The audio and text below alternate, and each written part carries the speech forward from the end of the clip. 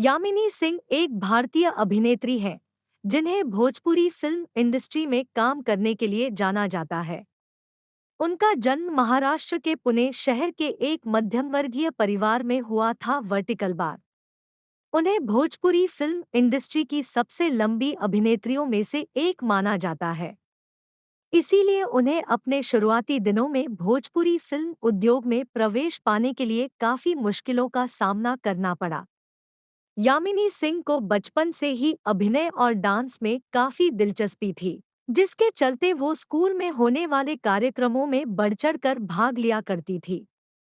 यामिनी सिंह ने अपने Bhojpuri film career की शुरुआत वर्ष 2019 की भोजपुरी फिल्म पत्थर के सनम में माधुरी के किरदार से की।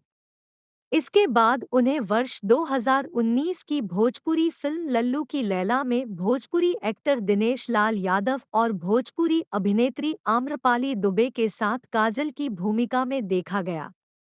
इस फिल्म में यामिनी सिंह और दिनेश लाल यादव की जोड़ी को लोगों ने खूब सराहा। यामिनी सिंह का जन्म 17 मई 1997 को उत्तर प्रदेश के लखनऊ में यहाँ हुआ था।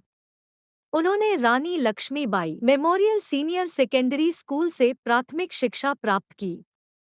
वह doctor D Y. Patil college of engineering, Pune और इंजीनियरिंग की डिग्री प्राप्त की।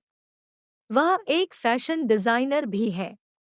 यामिनी सिंह साल 2020 के अनुसार 24 वर्ष की है। यामिनी उनका उपनाम है शायरा।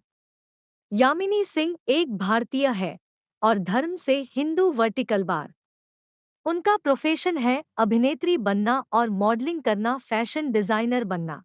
यामिनी सिंह के भाई का नाम प्रशांत सिंह है, जो कि बिजनेसमैन है, और दूसरे भाई का नाम चंद्रेश सिंह है, और इनकी माता का नाम सुनीता सिंह, जो कि एक हाउसवाइफ है, और यामिनी सिंह जी का अभी तक शादी नहीं हुआ है।